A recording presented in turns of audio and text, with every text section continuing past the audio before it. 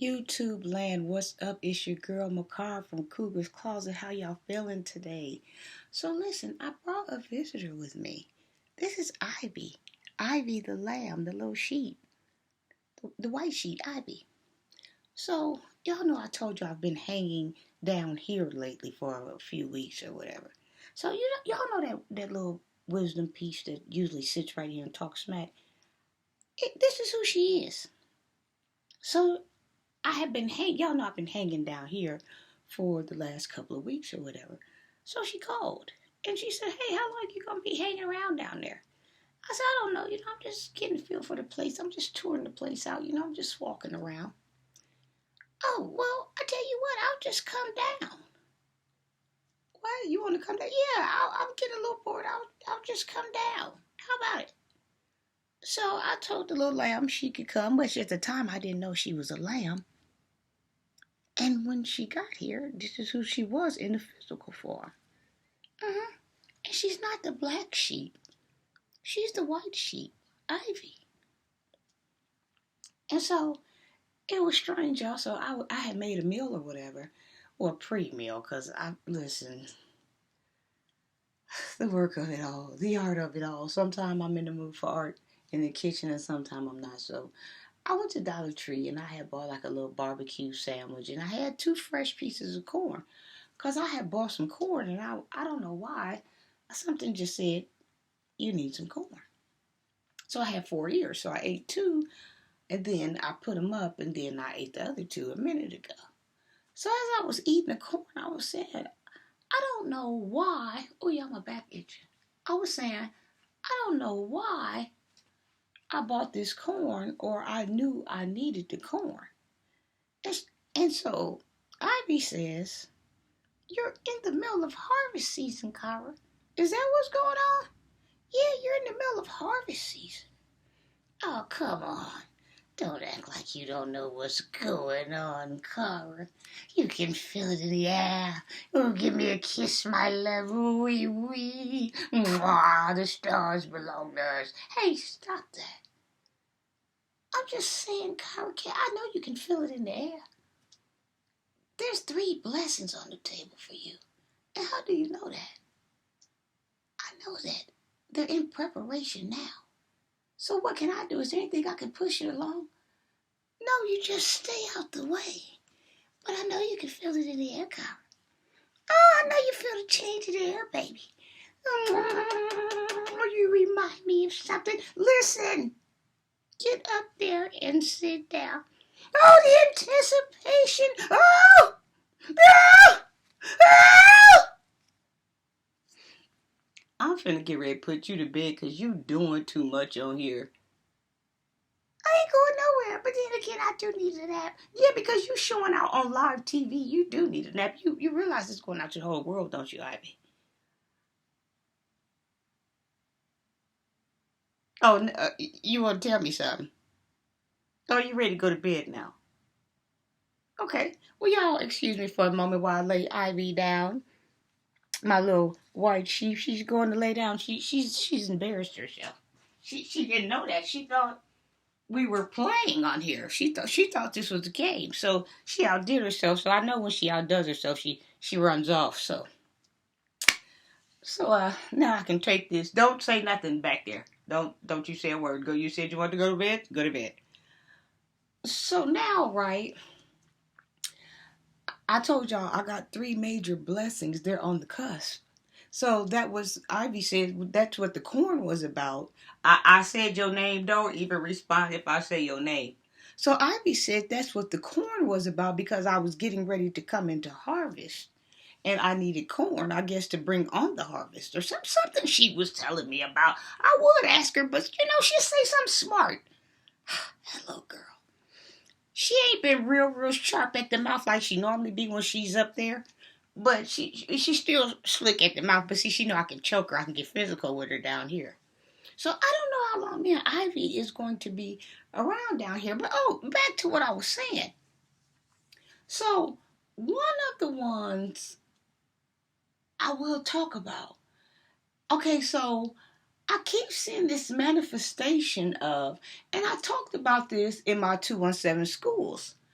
that if it ever came to pass that I would get a drama school and bring it here, like a performing arts for these eccentric kids like me that didn't get a chance to be eccentric, that didn't get to live their childhood or life out livelihood in the eccentric way. Well, I had to live it the eccentric way because I'm an eccentric kid.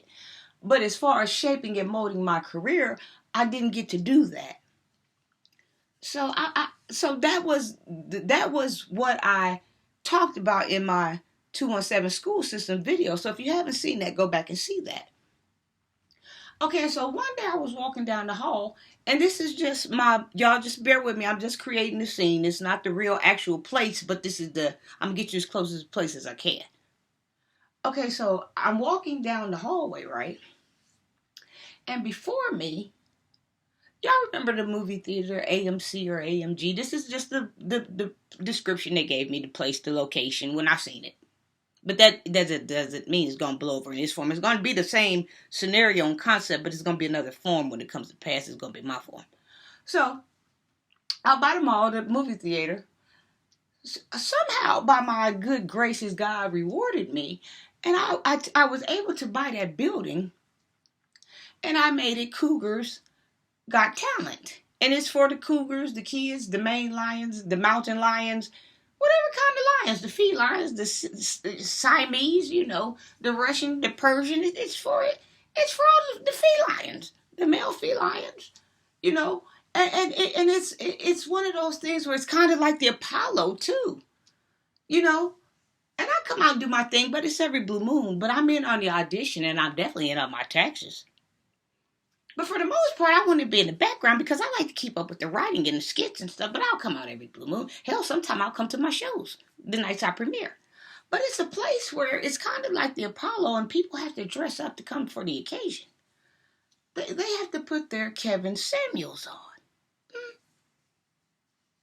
They have to get personal with me. They have to put their Kevin Samuels on because if you ain't got your Kevin Samuels game on, you're not getting in. Like, all money ain't good money. Your money wouldn't be needed. It's time for Dobbs and fedoras and bow ties, and high heels or nice whatever you're going to do.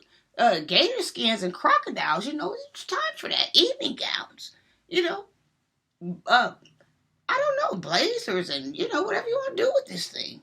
Jeans would be acceptable as long as there's some, what's them jeans I used to love? Not Jordache, but I did used to be a fan of Jordache too. Wranglers. Maybe you could put on a pair of Wranglers for me or something. I don't know. I like a rustic man. Oh, I love a rugged rustic man. I just can't find one. I believe he's in Denver. But anywho, so I'm in on the auditions, and I get to put a show together for you all, with the eccentric kids that have talent. And they come in, and they do their dancing. America's Got Talent dance type of spiel. Not three judges right there, whatever. Whatever their style is, I pick the best out of them. There's some that write poetry, and I get their poetry. And I let them perform for the crowd that's coming. I'm selling tickets that night. You gotta call Ticketmaster. Old break dancing things and 40s and 50s music, whatever type of talent these kids got. Well, I want to run that. So this is the second time I've seen that premonition. I've seen it the first time with the 217 school systems, and then I seen it a different way. As I was going down the hall, it came down in front of me, and I was able to see it. And then after it went away, it went black and it faded out. But I saw that. Yeah, I really did see that. Oh yeah, and the code is Kevin Samuels. And they need to make a Kevin Samuels cologne. Maybe I could come up with a patent or something. But they'd be a ways down. Yeah, but the code is always Kevin Samuels.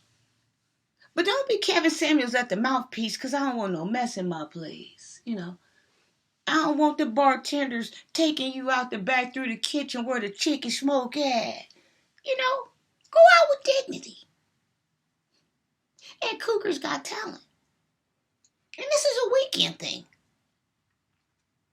Oh, and my people, they're coming through there serving Remy and Chardonnay and shots, and oh, it's hell looking affair. And we have family nights, you know. And we might could get some gongs and gong or something. I don't know, a couple of drum players or something. Then we have people to come on perform like the Roots or something. They got that type of vibe, that Erykah Badu's type of vibe. That's when I want to turn up at Cougars Got Talent. Y'all, Ivy is finally asleep. Oh God. See, she mess with me because she know I put my damn hands around her neck down here. But when we get back up here, and y'all can't see her, and she just talking in my ear, I'm telling y'all what she's saying. She'll be back funky again, but see, she know right now I choke her out. So she's over there asleep. Cute little white little lamb, little baby sheep. Yeah. Well, anywho, this concludes my segment for, what was I naming this? Was it Cougars Got Talent? Yeah, and I might put Ivy's name in it. She sleep right now, but I might put her name in it. I don't know if she's that deserving. Cougars call. Mwah.